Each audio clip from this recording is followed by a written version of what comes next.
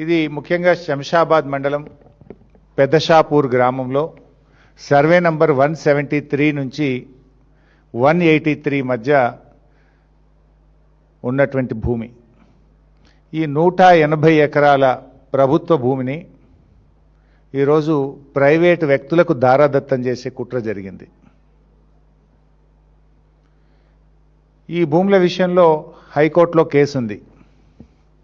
High court ఒక direction ఇచ్చింది 30 జనవరి 2026 నాడు.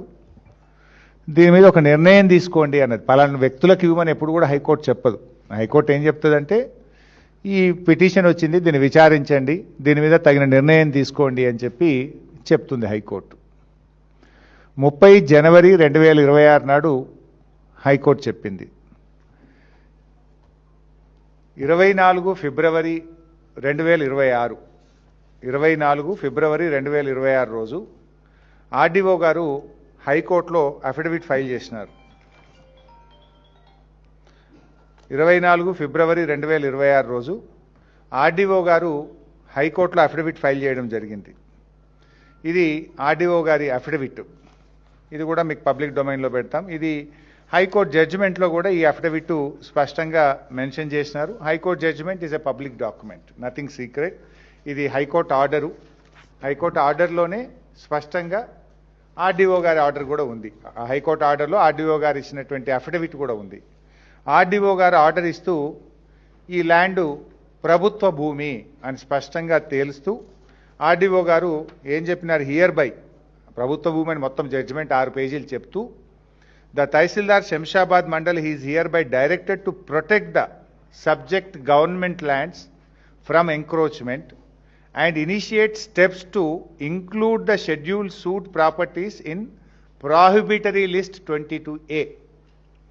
ఆర్డీఓ గారు ఇది ప్రభుత్వ భూమి అని తేలుస్తూ హైకోర్టులో అఫిడవిట్ వేశారు.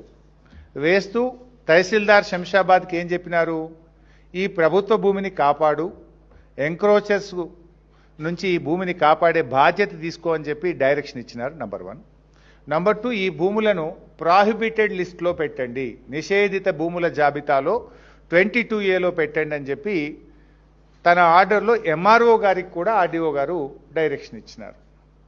అయితే ఆర్డీఓ గారు ఏ రోజు ఇచ్చినారు, 24 ఫిబ్రవరి 2026. ఇది ప్రభుత్వ భూమి, ఈ భూమిని కాపాడండి, నిషేధిత జాబితాలో పెట్టండి అని ఎంఆర్ఓకు డైరెక్షన్ ఇచ్చినారు. తను ఆర్డీఓగా ల్యాండ్ ట్రిబ్యునల్ చైర్మన్గా తన ఆర్డర్ను హైకోర్టులో కూడా వారు దాఖలు చేయడం జరిగింది. ఇక ఇక్కడే ట్విస్ట్ ఉంది. ఇది ప్రభుత్వ భూమని 24 తారీఖు ఫిబ్రవరి నాడు ఆర్డీఓ గారు తేల్చారు. కరెక్ట్ 4 రోజుల తర్వాత 28 ఫిబ్రవరి 2026 ఎంఆర్ఓ గారు ఈ భూమి ప్రైవేట్ వ్యక్తులకు చెందుతుందని ఆర్డర్ పాస్ చేసిండు. ఇది ఎంఆర్ఓ ఆర్డర్. ఇది ఎంఆర్ఓకి అసలు అధికారమే ఉండదు.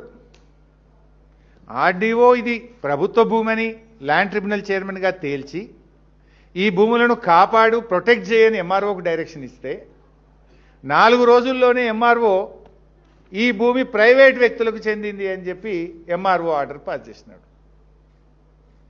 ఆర్డర్ పాస్ చేయడమే కాదు, ఇందులో ఎంఆర్ఓ గారు ఏమంటాడు, therefore I am of the view that the writ petitioner's names have to be incorporated in revenue records Bhubharati as being the owners of the land as per the అని etcetera అని చెప్పింది. ఈ భూమిని భూభారతిలో ఆన్లైన్లో కూడా పెట్టండి అని చెప్పి కూడా ఎంఆర్ఓ గారు రాసేసినారు.